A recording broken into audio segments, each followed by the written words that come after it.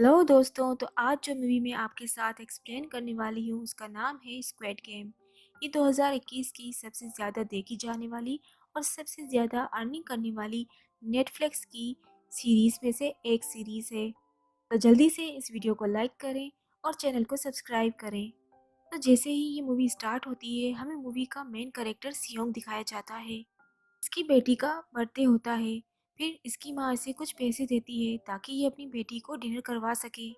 लेकिन सियोन को और पैसों की ज़रूरत होती है, तो वो अपनी माँ का एटीएम कार्ड चुरा लेता है। उसके बाद वो अपनी मदर के सारे पैसे चुरा लेता है और उसे लगा लेता है हॉर्स राइडिंग पर। और इस गेम में वो 4 मिलियन वॉन जीत जाता है। अब सियोन ने एक कंपनी से बहुत सारे पैसे उधार लिए थे। अब वो लोग उसके पीछे पड़ जाते हैं। उसके बाद वो उसे पकड़ ही लेते हैं और उसे बहुत मारते हैं। जब सियोन उनके पैसे लौटाने के लिए अपने पॉकेट चेक करता है, तब वो देखता है कि उसके पास तो पैसे हैं ही नहीं, यानी वही पैसे जो उसने हॉर्स राइडिंग में जीते थे। फिर उसे याद आता है कि जब वो इन लोगों से बचकर भाग रहा था, तो वो एक लड़की से टकराया था। तो ज़रूर उसी लड़की ने इसकी जेब काट ली। क्योंकि सियोन के पास अब पैसे तो थे नहीं, तो वो लोग उसे 1 महीने का और टाइम देते हैं जिसमें वो उसके पैसे लौटा सके। उसके बाद सियोन कुछ पैसों का अरेंज करता है और अपनी बेटी को डिनर करवाता है। उसके बाद सियोन स्टेशन पहुंचता है, तो उसकी ट्रेन छूट जाती है और सियोन वहां पर बैठकर अपनी ट्रेन के आने का इंतजार कर रहा था। तो तभी वहां पर एक आदमी आता है उसके पास। ये एक अननोन पर्सन था, क्योंकि सियोन उसके बारे में कुछ नहीं जानता था। फिर वो अननोन पर्सन सियोन को कहता है कि मैं तुम्हारे साथ एक गेम खेलना चाहता हूँ। वो सियोन को कहता है कि अगर तुम इस गेम में जीत गए तो मैं तुम्हें 1 लाख वॉन दूंगा। ये सारे पैसों का सुनकर सियोन इस गेम को खेलने के लिए एग्री हो जाता है। इसके बाद सियोन काफी मार खाने के बाद ये गेम जीत जाता है, यानी वो 1 लाख वॉन हासिल कर लेता है। इसके बाद वो अननोन पर्सन सियोन को एक कार्ड देता है। अगर तुम और गेम खेलना चाहते हो तो इस कार्ड पे लिखे हुए नंबर पर कांटेक्ट करना। इसके बाद सियोन जब अपने घर जाता है, तो उसकी माँ कहती है हमारी बेटी अगले साल अपने स्टेप फादर के साथ यूएसए शिफ्ट हो रही है। यहाँ पे हमें ये पता चलता है कि सियोन ने डिवोर्स ली है और उसकी वाइफ ने दूसरी शादी कर ली है। लेकिन सियोन ये कभी नहीं चाहता था कि उसकी बेटी उससे दूर जाए, लेकिन उसे बहुत सारे पैसे चाहिए होते हैं अपनी बेटी की कस्टडी लेने के लिए। तो इसीलिए सियोन उस कार्ड वाले नंबर पर कॉल करता है। उसके बाद एक गाड़ी आती है उसे लेने, जिसमें और भी लोग थे और वो बेहोश थे, और सियोन को भी तभी बेहोश किया जाता है। जब उन सबकी आंख खुलती है, तो वो खुद को एक फैसिलिटी में पाते हैं जहाँ टोटल 456 लोग थे। वो वहाँ पर एज ए प्लेयर थे, क्योंकि उन सबको एक यूनिफॉर्म भी पहनाया गया था। इस फैसिलिटी का होस्ट यानी लीडर एक आदमी था, और वो वहाँ पर एक एज ए फ्रेंड मैन भी था, और वो वहाँ पर सब पर नज़र भी रख रहा था। और यहाँ पे एक कॉमन चीज़ ये थी कि जो भी लोग यहाँ पर लाए गए थे, उन सब ने कर्जा ले रखा था। जॉन वहाँ पर प्लेयर नंबर 1 से मिलता है, जो कि एक बूढ़ा आदमी था। इस बूढ़े आदमी को ब्रेन ट्यूमर था, और यही वजह थी कि वो वहाँ पर खेलने आया था, क्योंकि उसकी लाइफ तो वैसे ही खत्म होने वाली है। उसके बाद वहाँ पर दो प्लेयर्स, जिसमें लड़की का नाम साइबोक और लड़के का नाम जैन होता है। इन दोनों में बहुत ज्यादा लड़ाई होती है। अब यहाँ पर साइबियोक वही लड़की थी जिसने सियोंग की जेब काटी थी, यानी वही लड़की थी जो उसके पैसे लेकर भाग गई थी। सियोंग तो उसे देखते ही पहचान लेता है, इसीलिए वो अपने पैसे मांगने उसके पास जाता है। तभी वहाँ पर गार्ड्स आ जाते हैं। इन्होंने पिंक कलर का यूनिफॉर्म पहना था और उनके फेस पूरी तरह से ढके हुए थे। गार्ड उन सबको बताते हैं कि तुम्हें यहाँ पर टोटल 6 गेम्स खेलनी है, और जो इस गेम का विनर होगा उसे बहुत सारे पैसे दिए जाएंगे। उसके बाद इन सब से एक कॉन्ट्रैक्ट साइन करवाया जाता है। पर इस गेम को खेलने के लिए 3 रूल थे।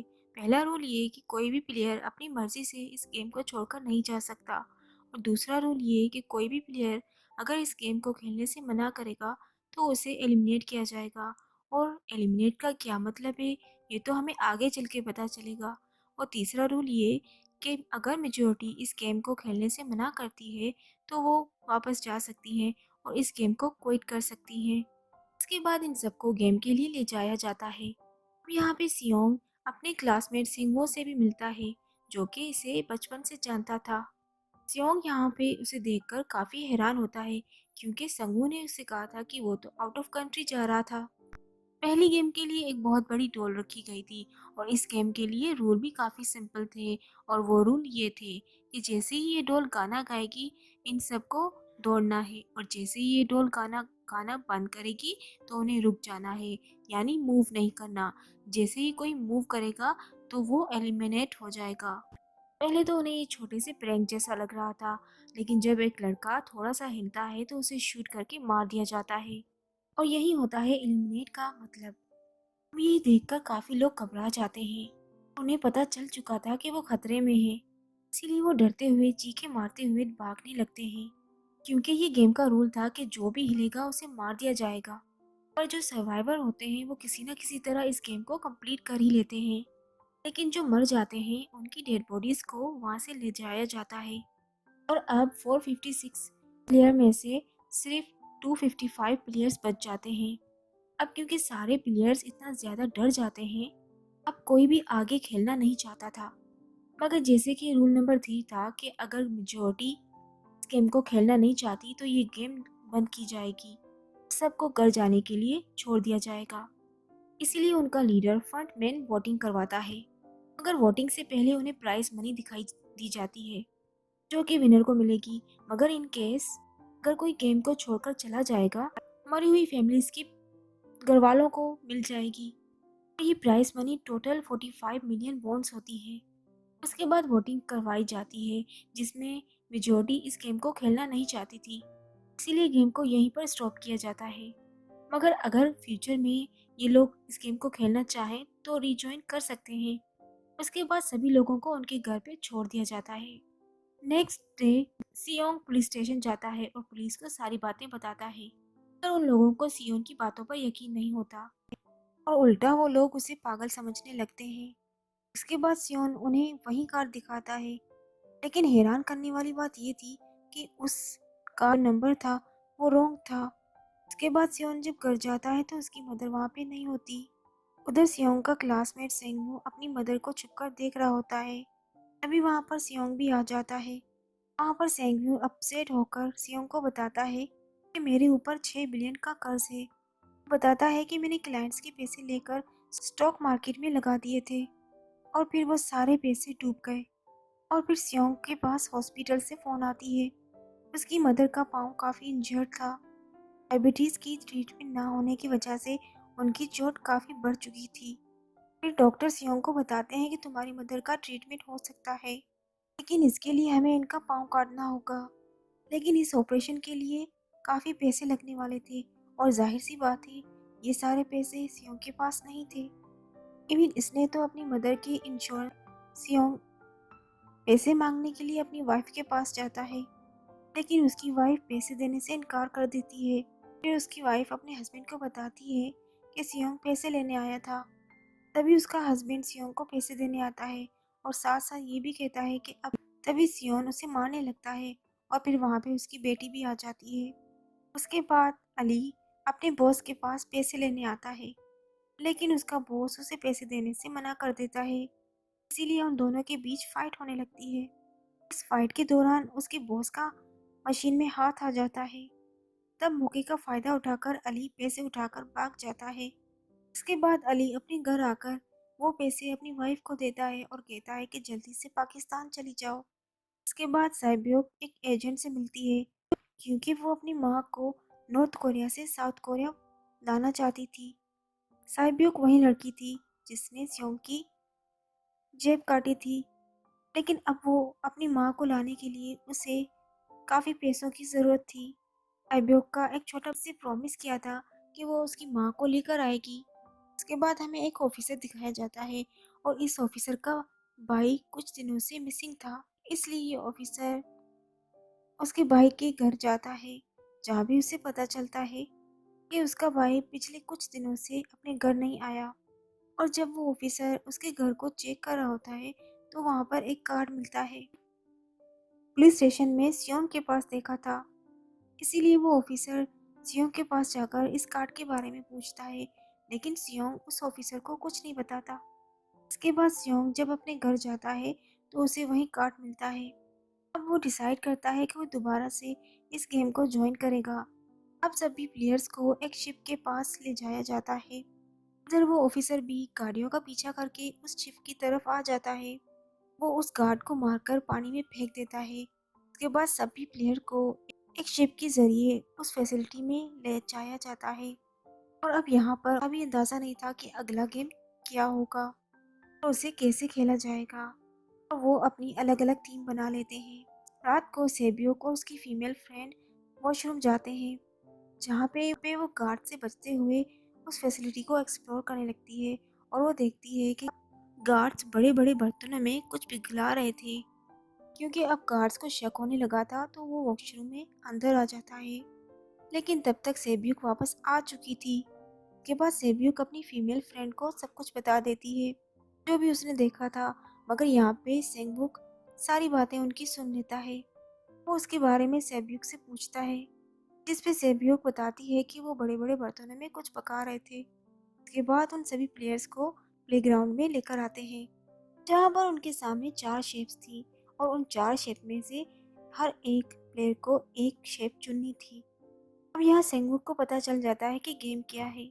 हमें अलग-अलग शेप को चुनना है और हमें एक छोटा-सा बर्तन दिया जाएगा, जो पिघलाया जाएगा और उसमें कुछ शेप्स बनी होती हैं और अब गेम उनकी ये होती है कि उन्होंने किसी तरह उस शेप को बाहर निकालना होता है, बगैर डैमेज किए। लेकिन अगर शेप खराब हो गई तो वो एलिमिनेट किए जाएंगे, यानी मार दिया जाएगा। अब यहाँ पर सेंगवू तो इजीली उस शेप को निकाल लेता है। लॉन्ग काफ़ी परेशान होता है, लेकिन जैसे तैसे करके वो शेप को निकाल लेता है। इसके बाद उन सबको वापस रूम में लेकर आते हैं। यहाँ पे 187 प्लेयर थे और जब लौट कर आए थे तो 108 प्लेयर बचे थे। इसके बाद उन सबको खाने के लिए लेकर आते हैं, लेकिन खाने की वजह से जैन की एक लड़के से फाइट हो जाती है, जहाँ पर जैन उस लड़के को इतना मारता है कि वो मौके पर ही मर जाता है। इधर हमें पता चलता है कि इन प्लेयर में से एक डॉक्टर भी है, जो गार्ड के साथ मिलकर मरे हुए प्लेयर्स के अंदर से ऑर्गन निकालते हैं और उन्हें चाइनीज़ को बेचते हैं। इसलिए जब भी डेड बॉडीज़ को ले जाया जाता है तो वो डेड बॉडीज़ को गायब कर लेते हैं कि ये सब कुछ एक प्लान के अकॉर्डिंग चल रहा था। क्योंकि ये सब कुछ फ्रंटमैन से छुपकर हो रहा था, इसीलिए कंट्रोल रूम में भी उन्होंने अपना एक आदमी बिठाया था, जो कि उनकी सारी वीडियो फुटेज डिलीट कर देता था। वो पहले ही गेम के बारे में बता देते थे ताकि वो सरवाइव कर सके। यहाँ पे गार्ड डॉक्टर को बताता है कि आज हमने जानबूझ के कम खाना दिया है ताकि वो आपस में लड़ सकें और कमज़ोर प्लेयर्स मारे जाएं। साथ में गार्ड डॉक्टर को अगली गेम के बारे में भी बताता है। अब 30 मिनट के बाद लाइट्स ऑफ होने वाली थी। सेंगवोक को पता था कि सियोंग की टीम काफ़ी उल्टा काम करेगी, इसलिए वो उसकी टीम को बुलाकर रिलैक्स लेने के लिए कहता है।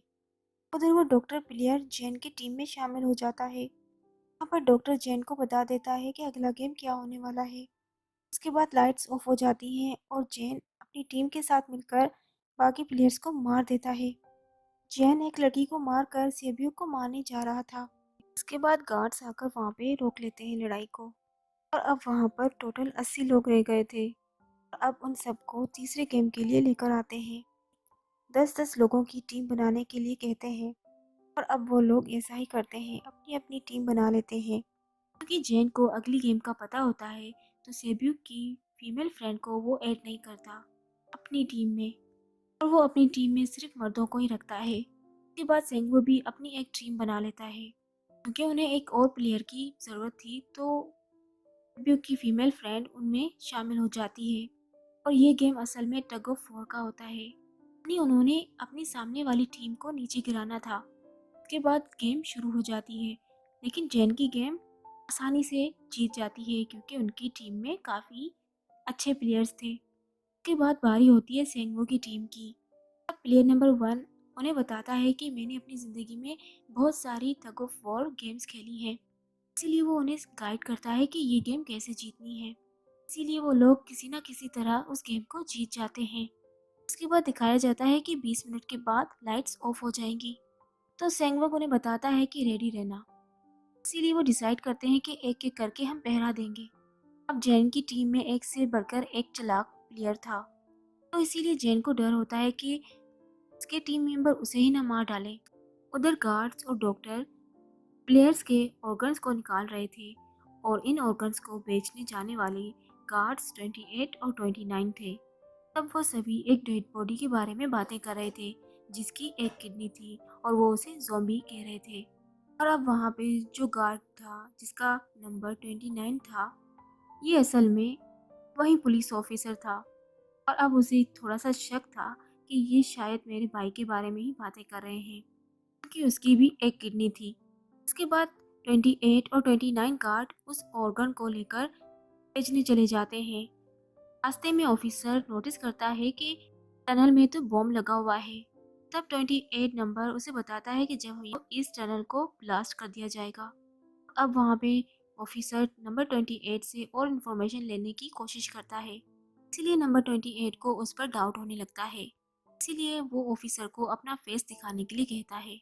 इसलिए वो ऑफिसर उस गार्ड को अपना फेस दिखाता है। वो ऑफिसर उस गार्ड पे गन भी रखता है और उसे कहता है कि तुम अपना फेस दिखाओ। और वो उससे एक किडनी वाले आदमी के बारे में भी पूछता है। कहता है कि वो कौन है जिसे तुम ज़ॉम्बी कह रहे थे। नंबर 28 उसे कहता है कि वो एक लड़की थी। और अब 28 उसे कहता है कि तुम लीडर के रूम में जाकर सारी इन्फॉर्मेशन देख सकते हो। जाने के बाद वो ऑफिसर नंबर 28 को मार देता है। वहाँ पे वो डॉक्टर गार्ड से अगली गेम के बारे में पूछता है, मगर इस बार गार्ड को भी अगली गेम के बारे में पता नहीं होता। इसीलिए डॉक्टर को गुस्सा आ जाता है और वो एक गार्ड को पकड़ लेता है। और अब वहाँ पे फाइट होने लगती है और फिर डॉक्टर उस गार्ड को मारकर वहाँ से भाग लेता है। उसके बाद गार्ड भी उसका पीछा करके प्लेग्राउंड में आ जाते हैं। यहाँ पर गार्ड डॉक्टर को अपनी बातों में फंसाकर मारने वाला था। तभी लीडर यानी वो फ्रंटमैन आकर उन दोनों को मार देता है। साथ साथ इन्हें नंबर 28 गार्ड की बॉडी भी मिल जाती है, जिससे उन्हें ये पता चल जाता है कि फैसिलिटी में कोई घुस गया है। फिर वो ऑफिसर उस लीडर के ऑफिस में घुस जाता है, जहाँ पर सबके रिकॉर्ड्स थे और वो ऑफिसर सबके रिकॉर्ड्स चेक करता है। तो उसे सभी विनर्स की लिस्ट मिलती है, जिसमें उसके भाई का भी नाम था, यानी वो भी कभी विनर था। यहाँ पे सभी प्लेयर्स को फोर्थ गेम के लिए लेकर आते हैं। यहाँ पर सबको अपना अपना पार्टनर चुनने के लिए कहा जाता है और वो प्लेयर्स ऐसा करते हैं, अपना अपना पार्टनर चुन लेते हैं। सेब्यू की फीमेल फ्रेंड भी अपना पार्टनर ढूंढने की कोशिश करती है, लेकिन कोई भी उसका पार्टनर बनने के लिए तैयार नहीं था। इसके बाद प्लेयर्स को 10-10 मार्बल दिए जाते हैं। असल में ये गेम्स ऐसी होती है कि एक प्लेयर्स को अपने सारे दूसरे पार्टनर की मार्बल्स लेने होते हैं, जोर जबरदस्ती किए। और जो दूसरा पर्सन होगा, यानी जिसके पास मार्बल नहीं होगा, उसे मार दिया जाएगा। एंगमू और अली odd और इवन का गेम खेलते हैं, जिसमें उन्हें गेस करना था कि सामने वाली मेंबर्स के पास कितने मार्बल हैं। यहाँ पर अली सेंगवू के सारे मार्बल जीत जाता है, जिसके बाद सेंगवू के पास सिर्फ एक मार्बल बचता है, क्योंकि अब सेंगवू को पता चल चुका था कि वो बच नहीं पाएगा।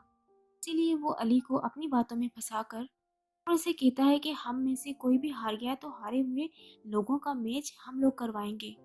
अब यहाँ पे सेंगवो अली के मार्बल चेंज कर लेता है और उसके मार्बल सारे अपने पास रख लेता है। उसके बाद सेंगवो गार्ड को सारे मार्बल्स दे देता है, बाहर चला जाता है। और जब अली अपने मार्बल्स चेक करता है तो वहाँ पर पत्थर होते हैं। उधर प्लेयर नंबर 1 यानी बूढ़े आदमी की हालत खराब थी, इसीलिए वो तो इधर उधर घूम रहा था। और किसी तरह उसे खेलने के लिए एग्री कर लेता है। यहाँ पे वो आदमी और सियोंग ओड और इवन की गेम खेलते हैं, जहाँ पे वो बुरा आदमी सियोंग के सारे मार्बल्स जीत लेता है। लेकिन लास्ट राउंड में वो बुरा आदमी भूल जाता है कि उसने कौन सी गेम खेली थी। मगर यहाँ पे सियोंग उसे बातों में फंसाकर उनके सारे मार्बल जीत लेता है। मगर वो बुरा आदमी काफी चालाक था और उसने एक मार्बल अपने पास रखा था और दोबारा से इधर उधर घूम रहा था।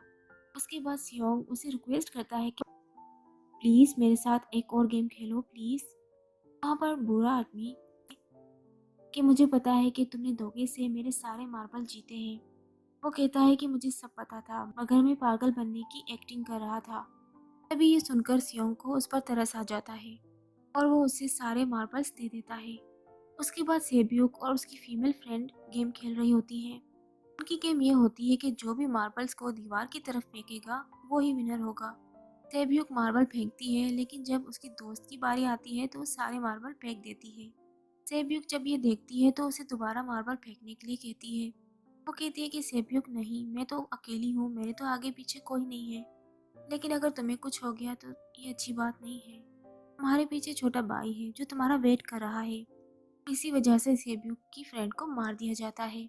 उसके बाद इन सब की डेड बॉडीज को वहाँ से लेकर जाते हैं। उसके बाद ये सब वहाँ से वापस आ जाते हैं। यहाँ पे जैन देखता है कि सेब्यूक की वो वाली फ्रेंड तो जिंदा है अभी तक, जो कि बड़ी आराम से बैठी थी। यहाँ पे हमें ये पता चलता है कि सेब्यूक की वो फ्रेंड उनकी भी फ्रेंड थी, क्योंकि उन दोनों के बीच में किसी बात पर एक क्लेश चल रहा था। उसके बाद फ्रेंडमैन को उस बॉडीगार्ड के पास ऑफिसर का आईडी कार्ड मिल जाता है। तभी फ्रंटमैन को पता चल जाता है कि उसके सारे वीआईपीस आ चुके हैं। फिर फ्रंटमैन उनको लेने चला जाता है। सारे वीआईपीस को उनके रूम में लेकर आते हैं। इसके बाद फ्रंटमैन वीआईपीस के आने के बारे में एक और आदमी को बताते हैं। यही आदमी मैन होता है और ये कौन है हम आगे जानेंगे। नेक्स्ट डे उन सबको 5वें गेम के लिए लेकर आते हैं, जहाँ पर 1 से लेकर 16 नंबर पड़े थे। वो सभी प्लेयर्स अपना अपना नंबर ले लेते हैं। नंबर का मतलब ये था कि जो भी नंबर शुरू वाला नंबर लेगा उसकी बारी आगे आएगी। यहाँ पर लास्ट में पहला और आखिरी नंबर ले रह जाता है, यानी 1 और 16। यहाँ पे सियोंग कंफ्यूज हो जाता है कि उसे कौन सा नंबर लेना चाहिए, क्योंकि उसने पहला नंबर लिया तो वो फंसेगा और मरेगा, क्योंकि उसे पता नहीं था कि नेक्स्ट गेम क्या है। और लास्ट नंबर लेगा तो क्या पता उसकी बारी ही ना आए और वो मर जाए। तभी वहाँ पर एक आदमी आता है और उसे कहता है कि मुझे पहला नंबर चाहिए, क्योंकि कभी भी किसी ने मुझे पहला नंबर नहीं दिया और आज मैं ये पहला नंबर लेकर खेलना चाहता हूँ। फिर उसके बाद उन्हें गेमिंग रूम में लेकर आते हैं। उनका रूल ये था कि दिए हुए टाइम में उनको ब्रिज के उस साइड जाना है। इस ब्रिज में 2 तरह के गिलास लगे हैं, एक तो आम ग्लास है और एक होता है टेम्पर ग्लास। आम गिलास पर पाँव रखते ही वो टूट जाएगा और वो लोग नीचे गिर जाएंगे, लेकिन टेम्पर ग्लास पर रखते ही वो नहीं टूटेगा।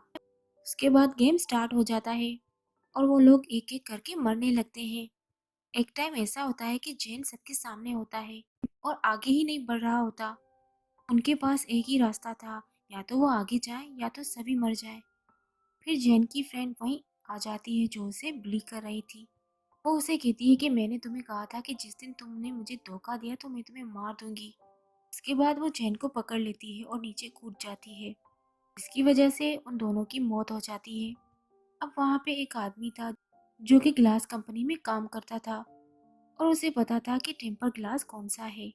लेकिन जब फ्रंटमैन को ये बात पता चल जाती है तो वो लाइट्स ऑफ करवा देता है, ताकि वो ग्लास को पहचान ही ना पाए। और लास्ट में एक ही स्टेप बचता है और उनके पास टाइम ही नहीं था, तो सेंगू उसे धक्का दे देता है और वो ग्लास पर गिर जाता है और ग्लास टूट जाता है। तो अब यहाँ पे सेंगू, सियोक और सीबोक ब्रिज को पार कर लेते हैं, लेकिन ग्लास टूटने की वजह से उन्हें काफ़ी चोटें लगती हैं, खासतौर पर सियोब्यूक को। इधर उस ऑफिसर ने एक सर्वेंट को मारकर उसका मास्क पहन लिया था और अब एक वीआईपी को उस ऑफिसर पर शक होता है। वो उसे कहता है कि अपना मास्क रिमूव करो, लेकिन वो ऑफिसर मास्क रिमूव नहीं करता। लेकिन फिर वो कहता है कि ठीक है, मैं अंदर चल के मास्क उतारूंगा। उसके बाद वो ऑफिसर उस वीआईपी को अंदर लेके चला जाता है। अंदर जाकर वो ऑफिसर उस वीआईपी को बेहोश कर देता है। इस बात का पता फ्रंटमैन को पता चल जाता है। इसके बाद फ्रंटमैन उसके पीछे चला जाता है और वो उस ऑफिसर को देख लेता है और फिर वो ऑफिसर वहाँ से भागकर आइलैंड पर आ जाता है। फ्रंटमैन भी उसका पीछा करके वहाँ पे आ जाता है। वहाँ पे वो ऑफिसर अपने सीनियर्स को कॉल करने की कोशिश करता है, लेकिन कॉल कट हो जाती है। फिर वो ऑफिसर उनको सारे सबूत भेजता है, लेकिन अफसोस की बात है कि नेटवर्क ही नहीं होता। उसके बाद फ्रंटमैन उस ऑफिसर को पकड़ लेता है, लेकिन वो ऑफिसर फ्रंटमैन पे गोली चला देता है, जिसके बाद फ्रंटमैन अपना मास्क उतार देता है। उसके बाद ऑफिसर देखता है कि वहाँ पर कोई और नहीं बल्कि इसका अपना भाई था। उसके बाद ऑफिसर का भाई यानी फ्रंटमैन उसे शूट कर देता है। वो सीधा पानी में गिरता है। उधर गिलास लगने की वजह से सेबियोक जख्मी हो गई थी और उसका बहुत सारा खून भी बह रहा था। इसके बाद इन तीनों को डिनर्स के लिए लेकर आते हैं और उनके पास एक एक नाइफ भी रखते हैं, मतलब कि रात में इन तीनों में से कोई एक एक को मार ही देगा। फिर सियो नोटिस करता है कि सेबियो की हालत खराब है और फिर वो सेबियो को कहता है कि तुम फिक्र मत करो, हम दोनों साथ हैं। इस गेम में हम दोनों मिलकर सेंगू को हरा देंगे। उसके बाद हम दोनों यहाँ से बाहर निकल जाएंगे और पैसों को आधा आधा डिवाइड कर लेंगे। सेब्यूक उसे बताती है कि मेरा एक छोटा भाई है जिसे मैं अनाथ आश्रम में छोड़, हम दोनों में से कोई भी जाएगा बाहर तो अपनी अपनी फैमिली का ख्याल रखेगा। सेब्यूक की हालत बहुत खराब थी और उसे डॉक्टर की ज़रूरत थी। इसीलिए सियोंग किसी की मदद लेने के लिए जाता है, लेकिन जब तक वो आता है तब तक सेंगवुक सेब्यूक को मार चुका था। फिर दूसरे दिन इन दोनों को 6 गेम के लिए लेकर आए थे। गेम का रूल बहुत ही सिंपल था कि मार दो या मर जाओ, और इस गेम का नाम होता है स्क्विड गेम। उसके बाद गेम स्टार्ट हो जाती है और इन दोनों के बीच बहुत लड़ाई होती है। लास्ट में सेंगवू की हालत काफ़ी ख़राब होती है। सियोंग कहता है कि चलो, लेकिन सेंगवू अपने को मार देता है, जिसकी वजह से सियोंग गेम जीत जाता है। उसके बाद फ्रेंडमैन कहता है कि तुम बहुत अच्छा खेले, लेकिन मुझे इसकी उम्मीद नहीं थी।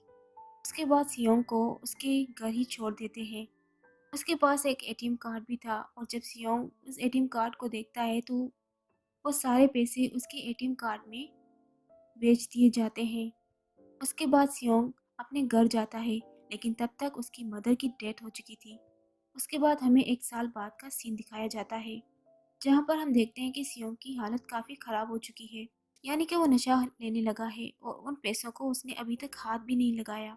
एक दिन एक फूल बेचने वाली औरत सियोंग के पास आती है और वो उसे सेम कार्ड देती है जिसमें एड्रेस लिखा था। फिर सियोंग उस एड्रेस पे जाता है, जहाँ पर उसे पता चलता है कि ये सारा किया धरा किसी और का नहीं बल्कि उस बूढ़े का है, लेयर नंबर 1, और वो अभी भी जिंदा है। यहाँ पे वो सियोंग को बताता है कि मैं अपनी लाइफ से बहुत बोर हो चुका था और ये सारे गेम मैंने अपने क्लाइंट्स के साथ मिलकर बनाई। मैं इस गेम को खेलकर और लोगों को मरता हुआ देखकर एंजॉय कर सकूं। लेकिन हाँ, हमने किसी को मजबूर नहीं किया था इस गेम को खेलने के लिए। और मैंने इस गेम में पार्टिसिपेट किया क्योंकि गेम को देखने से ज़्यादा खेलकर मज़ा लेने में ज़्यादा मज़ा है। वो कहता है कि जो पैसे तुम्हारे पास हैं वो मेरे ही हैं। तभी उस बूढ़े आदमी की मौत हो जाती है। फिर सियोंग साइबियो के छोटे भाई के पास जाता है और उसे लेकर वो सेंगवू की मदर के पास लेकर जाता है, और वो सेंगवू की मदर को कहता है कि इस बच्चे का ख्याल रखना। साथ साथ वो उसे एक बैग भी देता है जिसमें बहुत सारे पैसे होते हैं। उसके बाद सियोंग स्टेशन पर जाता है, जहाँ पर उसे अननोन पर्सन मिलता है जो कि उसे मूवी के स्टार्ट में मिला था। यहाँ पर सियोंग उसका पीछा करता है, लेकिन तब तक वो भाग चुका था। तभी सियोंग उस कार्ड वाले नंबर पर कॉल करता है और उनसे पूछता है कि तुम लोग कौन हो और तुम लोगों के साथ ऐसा क्यों कर रहे हो, क्यों उनकी जानों के साथ खेल रहे हो। और आगे से उसे रिस्पॉन्स आता है कि सियोंग, अगर तुम्हें जिंदा रहना है चल तो प्लेन पर चढ़ जाओ और यहाँ से चले जाओ। और उसी के साथ ये मूवी एंड हो जाती है। अगर ये मूवी आपको अच्छी लगी तो चैनल को सब्सक्राइब करें और वीडियो को लाइक करें। अल्लाह हाफिज़।